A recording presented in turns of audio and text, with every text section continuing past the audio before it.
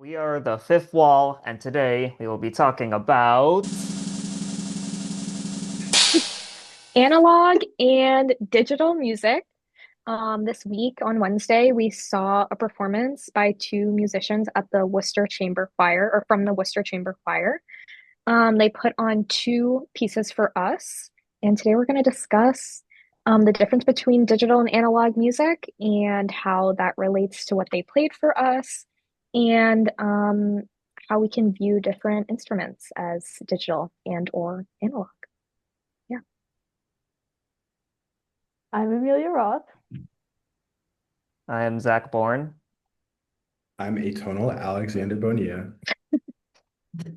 I'm Brett Wallingford. And I'm Carmen Morganti.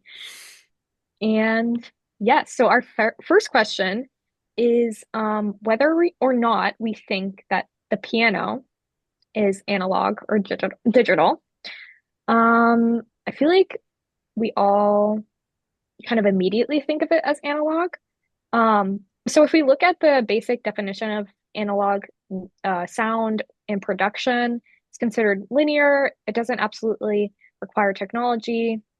Um, it often, but not always, requires electricity. It goes in a continuous range. Um, and you can sometimes edit the waves by sight. That's if you take a recording of it.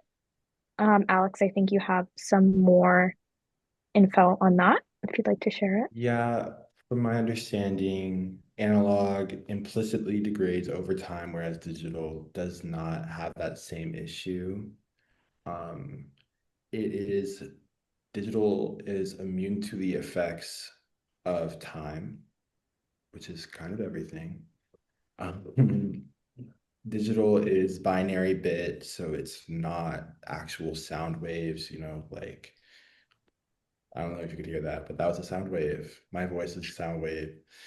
But meanwhile, analog is actual sound waves. Digital does not have that same ability to replicate real life sound. So yeah, that's what I have on analog and digital. I also have um, that digital needs encoding and analog does not. So one thing I was thinking of, the nuance that kind of exists when it comes to piano is I know, and we were talking about this before, but I know that for me, whenever I see someone play the piano, and I used to play the piano too, um, definitely you become aware of like how big, like physically big the instrument is, which kind of feels weird because you're working on a pretty, I don't know, mid-size like landscape, but Mm-hmm. it is kind of jarring, like not everyone can have a piano, no matter how much money you have, because of the space that it takes up. And it doesn't require like technology in the sense of the technology, we're using to like film this video, but it does take a lot more technology than a guitar or a cello or a trumpet or something like that. So, yeah. Yeah, I wouldn't say that it's digital in the traditional sense that we think of the distinction, but I would say that it has a resemblance to digital media in the way that a lot of digital devices that we have, such as computers, phones, tablets, even TV, um, to the average user, it's kind of mysterious how they function and the like way that the binary code creates the image and the microscopic, it's probably not actually microscopic, the tiny like engineering that must be done in the motherboard to like create this and that. Um, and as somebody who doesn't know much about music, that's kind of how I feel with a piano. Like I have a vague sense that there's like hammers and strings and stuff inside of it or something, Yeah, there but is. I don't know how that works. So, and it's concealed in the way that the inner workings of like your computer or your phone are concealed. So, I think in the sense of mystery, it has the same kind of allure as digital devices do. Yeah, I think not only in the sense of mystery, but just physically, I don't understand computers or anything digital at all, but I do understand music. And it feels like it is structured how I imagine a digital device to be structured on the inside because it's not necessarily electrical, but it looks like a sort of motherboard of because yeah, the inside it has strings and little hammers and pedals and little knots and things. It's very Mm. intricate and it sort of mimics digital technology in that way. So it's got a sort of physical resemblance. Yeah. I also think it's because of like the maintenance of a piano. Like anyone can like change the strings on their guitar, but like usually, not usually, but a lot of people like who own pianos, especially like grand pianos, like hire someone to come in and like fix the piano for them. Like I know this is kind of sad, but like my grandfather was a pianist and he had a grand piano like in like my mom's house growing up. And it's kind of just been like passed down from like sibling to sibling in their family, but it like can't really be used anymore just because it just hasn't been tuned for so long. And that kind of reminds me like if you had a computer that was passed down like from person to person, from generation to generation, like someone could always come in there and like fix it, but it would take a lot of time because it's such like an intricate instrument, you know. I think that also like kind of relates to it being analog since like you said, as it got passed down to from person to person, it kind of like was a little bit more unable to be played, whereas if it was digital, it would be easy to pass that down. Yeah, definitely. It is interesting that the piano, even though it resembles both analog and digital stuff, it just feels like one of the pieces of technology that is such a mainstay.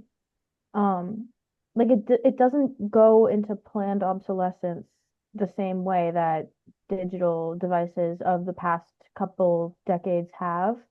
Like the types of phones that were being used in the early 2000s are not the same as the types of phones that we have now because it's cycled through like advancement. But a piano is like a grand piano is more or less the same as it was back in ye olden days. Um, and I think it's intriguing to me that there are like the Nokia phone that still exists, but also like an iPhone exists, and but the iPhone is used more than like the old type of phone, and it's kind of abnormal if you were to use like a flip phone these days. But it's completely normal to use both a brand more analog oriented piano and like a digital like synthesizer piano. Like both of those are like normal things that coexist and sometimes within the same piece of music or band. Yeah, it's funny that you said that because I was thinking, because the two men that performed for us were also professors of music, and they were talking about like their students and stuff. And I was like, I wonder like if they ever worry that, I don't know, they'll just see a decline in people that want to pursue music, like especially classical music. But then I was like, it's not, it's obviously not declining. Like there will Mhm. always, like, you look at the symphonies and like orchestras, symphony orchestras that exist today, they're huge. And a lot of them are filled by young people. Like I don't think that, and like sitting there listening to the music, like it really like takes over you. Like It everyone, does. I feel like music will never cease to be something that really resonates with people, especially Well, using those instruments. one thing about one thing I think I personally find true about technology is that even though digital, think the cell phone, think the laptop, we're still in a phase of transitioning into that entirely. Like we feel like we've fully integrated, but we're still on the early stages of having technology be everything that we do. The things like classical traditional instruments like the piano have been perfected and they've been perfect exactly for what they're necessary for hundreds of years. And I think that that's kind of part of the comfort of pursuing classical music at this point is because even if we don't sort of practice it in our day-to-day lives like we do anything techie or digital, it we know it's perfect. It's essentially perfect, and I think that's something we're still working towards in the digital world. Yeah, definitely. Another, or I guess the question that followed that conversation about whether or not it was digital or analog is this conversation or is the conclusion that we have come to self-reflexive in itself, um, is the, or I guess for us, that means like the idea that a piano has a nuance, but mainly is analog and that its analog state is really appreciated still in society. And like, is that self-reflexive in itself? Well, one Or did thing you I guys, would say, oh, sorry, no, go one ahead. thing I would just say is that when the piano was created, discussing the piano would have never been self-reflexive. But now that, and it hasn't changed for the most part to accommodate or to fit into the niche that is now digital technology. So it's like having to discuss this thing that was perfected hundreds of years ago in the context of things that have essentially had no impact on its. I mean, there are digital pianos, like we've talked about this. There are digital keyboards. That is a new thing. But the traditional grand piano, it isn't changing at all, really. Like it has stayed exactly the same. So now that we have to discuss it, the question, is it digital, is sort of something that a musician or anybody would really raise their eyebrow at, because that would have never been a possible question 100 years ago, which I think is completely fascinating. I think also too what's self-reflexive, what I think is self-reflexive about it more is like the analog experience that you experience um is what's self-reflexive. Like I know for me, like I was just talking about, my grandfather was a pianist and like okay, family lore. Um, like he wanted to be a pianist, but that wasn't like gonna cut it back in the day. So he went to medical school and he was a doctor, but like Next it best just man. never, you know. Oh, fine, I Learn the guess I'll go to medical instruments. school. But like hearing the piano, thinking about like someone who got to live their life like as a pianist, I was like, whoa, this is so like yay art. Yay people living their dreams as artists. Um, but yeah, I feel like anytime I go to a symphony, like I went to a symphony orchestra here at Clark because my friend's a part of chamber choir, and I was like, whoa, it's crazy. Oh So yeah, impressive. yeah.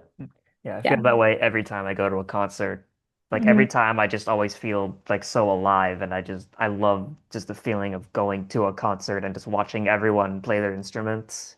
Yeah. I That's definitely my favorite genuinely, yeah. part. Like what I just watching them genuinely play their believe, instruments. I truthfully believe that you cannot verbalize what music does to you physically when Yeah. you experience it live. Like I think that's one of the things you just can't accurately Yeah. describe.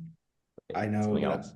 they were forming the Worcester Chamber concert that we had for our class, I felt so like entranced by it. It's also kind of like, in a way, it's comparable to like seeing a movie in theater versus seeing it like on your phone.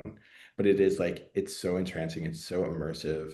Like for the entire 10-minute performance that he did at the beginning, I was so into it.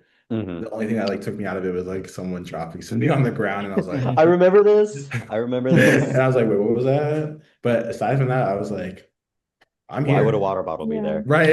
Guys, Put the down. I think a really big part of the immersiveness too, especially when you're in as close proximity as we were to him, is that it like reverberates through your body. Like we talked a little Yeah. bit in class about how like our body is kind of like a machine in its own analog way. Like in a way we are the original analog technology. How Um, vintage. and I think it's crazy cool that music can like take on the acoustics of your own body in that it like makes you shake and absorb it, and in that way it becomes a further part of you, and then you apply that experience and to other ones. And I think you can be self-reflexive with that because it literally implicates you as a participant Mhm. in the music Mhm. because you wouldn't, and like you also can think on like a level of like you in terms of like self-reflexive things making you an active listener or viewer or participant, like there's like those little bones in your ear that make it even possible to like hear the music. Like you wouldn't even be able to hear that if you weren't participating, if like your Mhm. hammer and anvil and stirrup weren't like working with your eardrum. Yeah. It's very personal. Like Yeah. during it, I felt profoundly inspired to write a poem, so I did afterwards, and it was just Aw. like, this is what like art and literature and Yeah, living wait, I is. wrote too. I was like, Exactly. I need to write in my journal too. Guys, literally, I was so embarrassed. I was like, Alex and Amelia are behind me, but I need to like, I was crying like, too. No, I was about I to was tear up like, too because it also like, and that we were talking about how it reminds you of your own life. Like I grew up doing ballet, And Mhm. just especially when he brought the strings in, it reminded me of when I was really young and like in ballet class and like the magic that I used to feel. Like as I got older, like I didn't like ballet as much. But when I was younger, I loved it and the princessy magical feeling that that kind of music evoked in me that I associate with like the Nutcracker and like Sleeping Hmm. Beauty, like I was tearing up too. Yeah, I thought it was really beautiful. And touching on what Amelia, you were talking about like becoming part of the music, it reminds me of I saw Phoebe Bridgers in Prospect Park a few years ago. Oh, I saw her too. I saw her at the Boston Pavilion or Oh, something. really? Yeah. It was Nice. I'm such jealous. it was yeah, so shut up. Please stop talking. Yeah, hope it just was gonna stop. be okay. But it was like it was just a bunch of people just like packed in like sardines, and she starts playing I Know the End. And at the very we're getting to it, everyone just starts screaming. And it's like I know the people in Brooklyn were pissed, but it was like it was like such a visceral Mm. experience I where just felt it a chill come is over my body as you described exactly that. It's like a collective effervescence of like yes. you Yeah, oh connect with yes. this song and I connect with this song. Like I had an experience like that recently too. I saw Car Seat Headrest this fall Mhm. and they played Drunk Driving Stop Killer it. Whales and everyone was screaming, it doesn't have to be like this, Killer Whales, Killer Whales. And like that's a lyric that really hits me because like it doesn't have to be like this, like when I'm Yes. at my lowest. And like it was amazing to hear all of these people like scream that too because it's like Mhm. you might be having a shitty time but so is everybody else. And I think Yeah. it's just Yeah. with the emotional weight that music can carry that it evokes both in yourself and injects you with to relating to the artist like they coincide in such a beautiful way at Mhm. concerts. And I think this Yeah. this also relates to what those musicians were discussing in the class is they raised this question of like does music supplant a feeling onto you or does it draw out a feeling that's within you? And like based on experience, I would say both. Yeah. Yeah. I mean, like, when you think about it, it is, you know, unless you're like picking through it with a fine-tooth comb and you're thinking extremely critically about what you're listening to, a lot of the times, at least for me, when I listen to music, I'm thinking about my own life Mhm. experiences that I can bring to the table with it. And that's how I forge connection with music. And so I feel like in concerts, especially, it's like harnessing the group, the group cultural consciousness of Mhm. like that moment and what that song means to each person there. Mm. And I think that is an inherently self-reflexive experience because you're self-reflecting on your entire life in that moment, if that's Mm. something you do, It you doesn't know? even Yeah. have to be solely about the lyrics because I Yeah. go to a lot mainly go to metal shows and a common thing they do is mosh pits and they will and that's where people just kind of run around and try to push each other. Usually it's when like no lyrics are being said, but just the feeling of the music and being part of a community full of people who are also probably angry is just very, very Mm. refreshing. Yeah, I think the Yeah. community aspect is a huge piece of it because even if everybody relates to it in a different way, you could come together in the fact that you relate Mhm. on the point that it comes from here. Like, Yeah.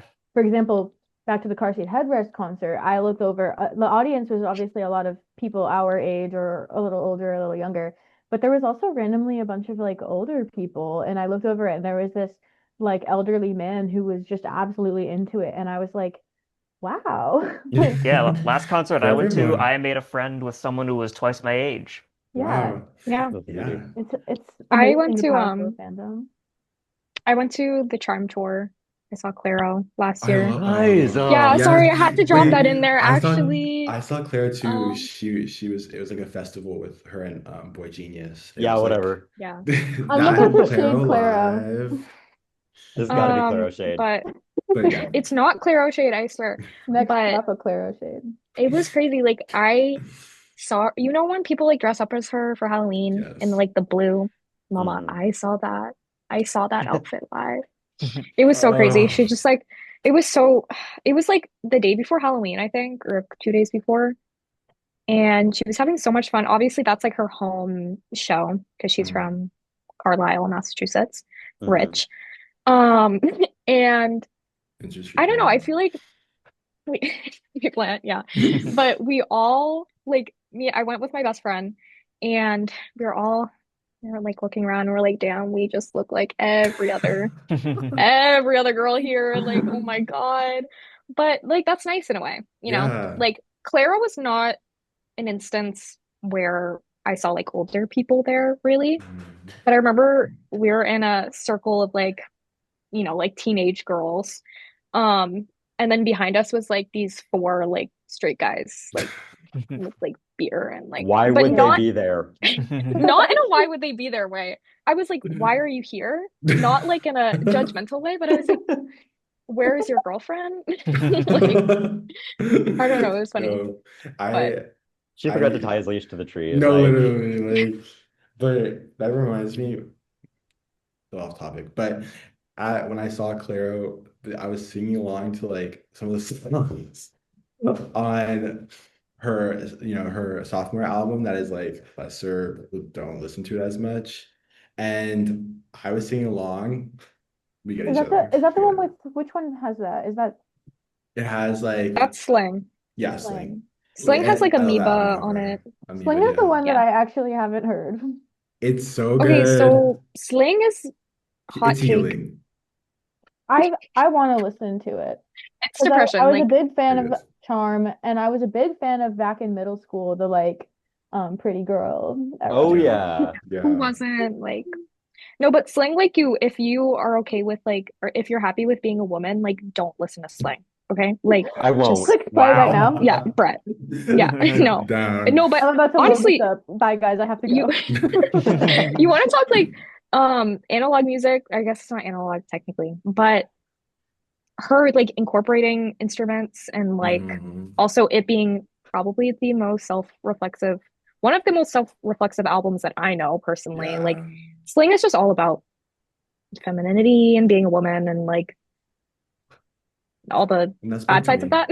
Hmm. But I feel like I really loved Sling because Claro's an amazing musician. Like she plays the piano and the guitar and stuff like that. And like it was so refreshing to like hear not only an album where she was being so like vulnerable, also was made kind of during COVID, but also hearing the instruments and stuff like that, it really just like hit home. Yeah. Like Immunity has some like more deeper meanings in it and stuff like that, but Mhm. it also does have that like very digital sound in most of the songs. So it's kind of like, yay, I'm dancing along to a song that's like depressing. But Sling is like, ooh, I'm like experiencing Yeah. her like hardship. Exactly. And at the concert, like no one in the crowd needs to sing at all. And so I'm singing Yes. along to it. And I kid you not, this 5 or 6 year old girl taps me on my hand and says, I'm so glad that someone else here knows these songs. I was like, It was me. hey. That's so cute. Oh my God. It was like the fifth wall was faded to me because this was like, this goes back. This goes back. But yeah, that was, I mean, concerts, period, are just, those are spiritual experiences. Mm. Oh Yeah, yeah. I Yeah. feel bad for people who don't go. Yeah. I just It's, started going from because I'm from somewhere that doesn't have concerts. yeah, I So, have to, well, I'm from like 2 hours out of the side of the city. So I'm like, I have to, okay, whatever. I wish I could go to but in more. a bad way, you know. I also wish that I could go to more like Broadway musicals because senior year of high school I went to see Some Like It Hot and that was fucking awesome. Yeah. And because I love Christian Borle and I am a dancer and I love tap dance and I was never like a theater kid, but in another life I would have been because This is like why you need a sibling that's a theater kid, because of my sister, I have seen in play in person Hamilton, Wicked, Beetlejuice, probably oh Oh. yeah, others no that IDG I forgot about. IDGAF, I'm so unbothered. But I like Yeah. it would, was just I so it was mean, like I'm meant to be here in this room in this mhm, type of place. Like I wish mhm, that I was up there even. Like Mhm. it's a sense of just feeling involved but wanting to be more involved. Like, Yeah, Yeah. I think being a Yeah. performer and watching performances, it stresses me out sometimes. I'm like, get me up there. yeah, and it's that's self-reflexive because you Yeah. know like the backstage workings and like you're watching it in a way that somebody else wouldn't because you're watching Mhm. it in the perspective of like someone who knows how to build it and then somebody else just knows how to consume it. Yeah, Mhm. I I've been always doing tell this story. Oh, sorry. Oh, I was just gonna say I've been doing like I saw my first Broadway musical in October. I saw The Book of Mormon. So good. And I've been doing theater for since I was 11. So I was like it's just like nothing else. Being like I'll be up there. Yeah. Yeah, and I feel that way with tap dancing too because I feel like especially like it's so much harder to do than it looks. Like Hmm. and because like it's such a subtle like the way all the sounds are articulated and everything like you don't necessarily think about how much work it is to learn that, but it's like literally math. Like it's a puzzle. Hmm. Like and so I personally just enjoy watching it so much, but I know that some people don't because it looks boring compared to other ones where unless you use a lot of arms and theatrics, like I don't know, man, bring back rhythm tap is what I'm saying. I'm in favor. I'm an ally.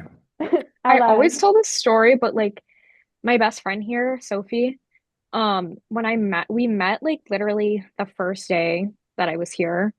We sat at like the same table with our families for like an orientation family, whatever.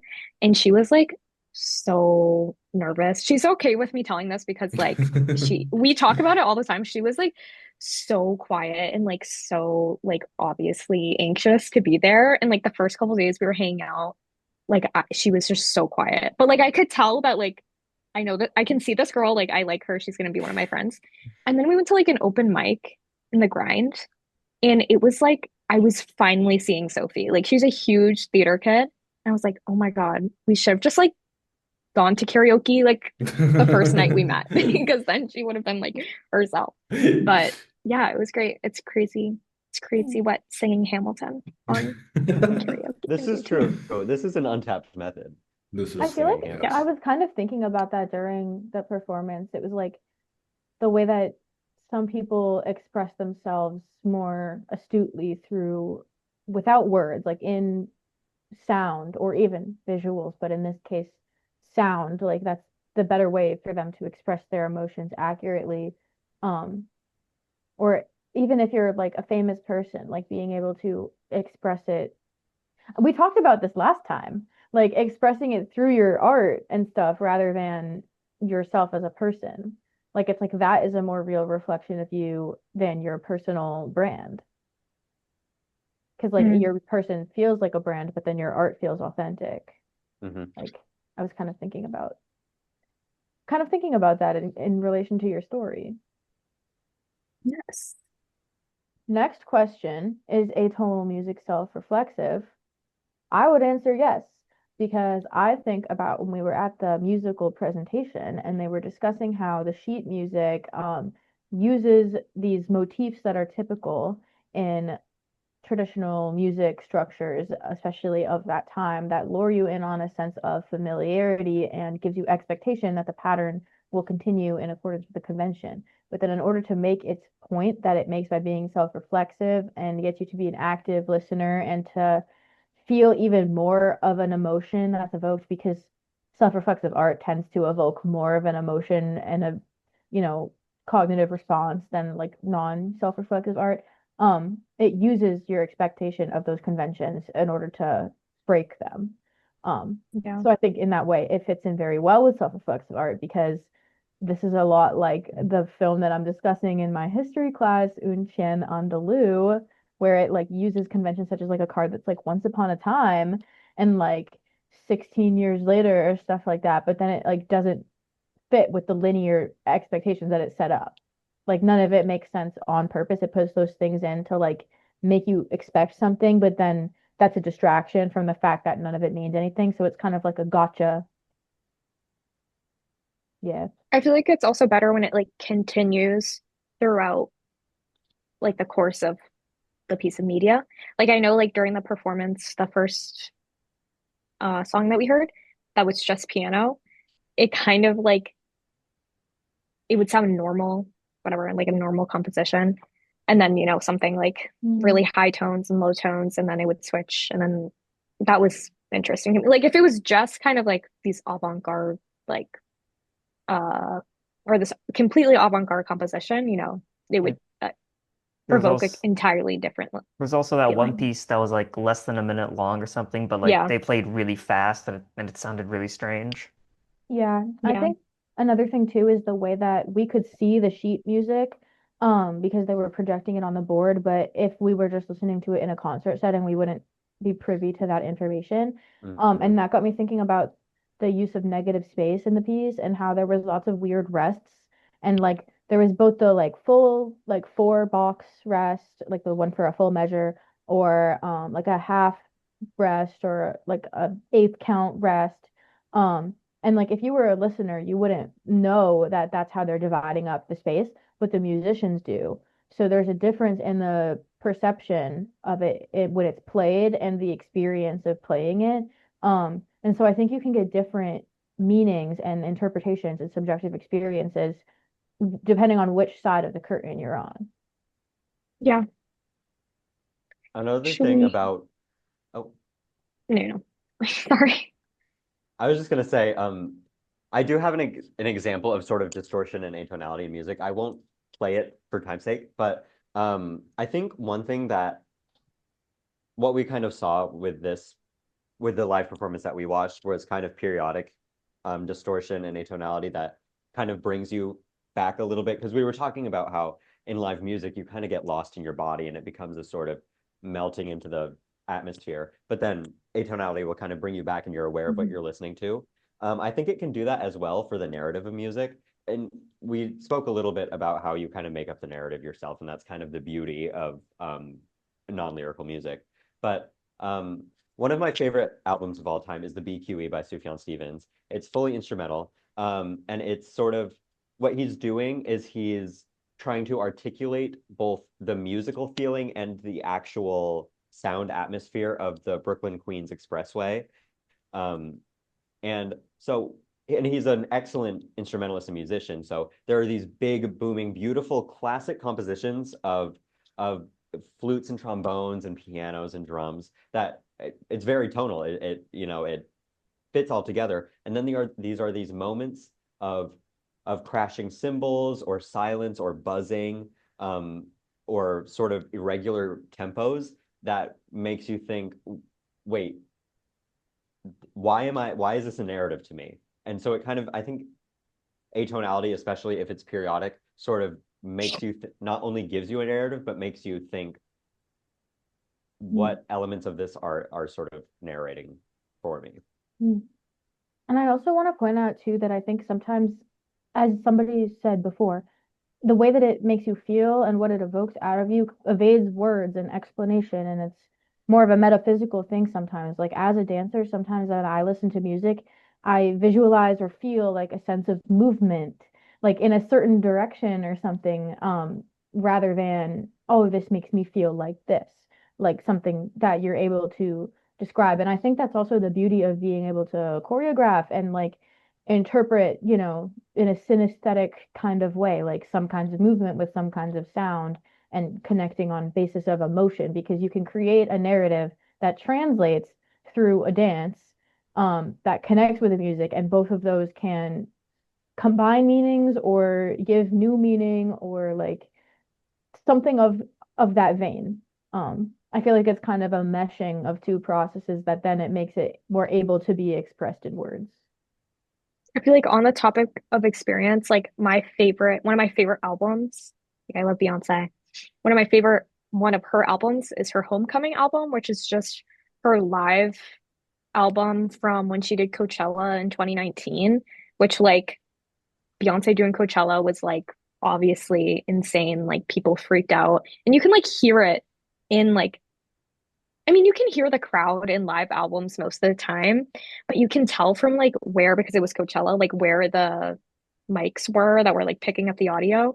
Like people are freaking out over her because it's Beyonce, obviously. But I love it. Like I love those parts. And even Mhm. when you can tell that she's trying to have silence, because all of the songs are like remixed and like mastered and stuff. So she can like put on a performance, like dance performance as well. People are like still losing their minds. Mhm. Um, like I don't know if you guys saw clips of when she did her Renaissance tour a couple years ago, but she does have this like part in one of her songs where it's supposed to like go silent, and like she would like ask the crowd to like try and be quiet. And I love like in Latin American countries, I'm Dominican, so I feel like I can relate to this like family wise, but none of the Latin countries were able to stay silent. They just couldn't do it. Like I remember because people would like rank them which countries were doing it the best. Brazil was like bottom of the list. Like they were still screaming during it. Like, but I loved it, you know? It's just Yeah. like, Yeah. Yeah. and she had a movie come out about the tour as well. Um, Yeah. and I yeah, think it's that's a so big way great. that audiences are active participants in the art, even when it's not meant to be self-reflexive too. Because what it makes me think about is Taylor Swift and the way that people make up little ad libs for like her songs and stuff. Like 1, 2, 3, let's go, bitch, or whatever in that one. And then there was like the gap in Bad Blood when people would say like it's supposed to be silent, but they go, you can live, you can learn, but you never let it go. And then she Mm. released like a remix of that song with like Kendrick on it or something. And then in that verse he like said that. And I just thought that was cool, maybe as an example, because it's like she didn't put that in there, the fans did, and then she was like, wait, that's valid. Mhm. Let Yeah. me complete this very gay Write that down. trifecta Yeah. because on that reminds me of thinking about Judy Garland at Carnegie Hall. Because it's just it's like considered like one of the best albums of all time. It's considered like one of the best live albums of all time. And I think it's interesting in perspective of, and this is what makes it self-reflexive, is it's interesting in perspective of her entire career timeline. Because this is near the end of her career and the end of her life. And you hear in the vocals she's breaking. She can't really hit the Mm. same notes that she used to be able to. She's singing Somewhere Over the Rainbow. And like the crowd is going crazy. And like it is self-reflective because it is just so acknowledging of her life and the circumstances. And I think even though she breaks and she can't always hit the right notes, not everything is always in tune, is considered one of the best albums because of not only the historical impact, but also because of how beautiful it is with those mistakes. Those mistakes make it what it is. It's not a studio album, or else it would just be something completely different. And I think that kind of makes, the atonal, um, it makes a difference, rather than a studio recording where everything is perfected and polished. I feel like why I love Beyonce's Homecoming album too is because I don't know, it's like, and I think this is a universal experience, like we love the originals of those songs, but we all yearn to be able to see that and experience that live. And so we're almost like obviously listening to these songs and like albums digitally, but it's because we want to experience that analog Yeah, experience, like exactly. moment in Yeah. time. Um, but yeah, I also think it's funny, like I don't know, I'm not like a Swiftie really. I should never say that on the internet. But Nope, they're I gonna don't get know you, if those girl. I'm I'm dead. Yeah, you're done. Um but I don't know if those like examples of those ad libs in those songs came from like the internet, like or anything, or like Yeah, came from like memes I'm not or like the something. biggest like conventional Swiftie. I just dabble Yeah. with it, but like I'm sure that they I'm sure that they spread via internet, via TikTok, because Yeah. during the Eras tour, a lot of people weren't able to go because of the ticket fiasco.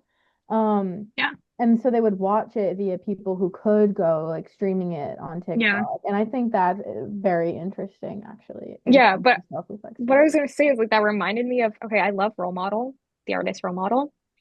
And he has this in one the end of one of his songs, he has this line where he's like he refers to himself like, I know I'm a chore, like in a Mhm. relationship. And there was this girl on TikTok who had like duetted the video, like reacting to him perform it, and was like, baby, I'll do the dishes.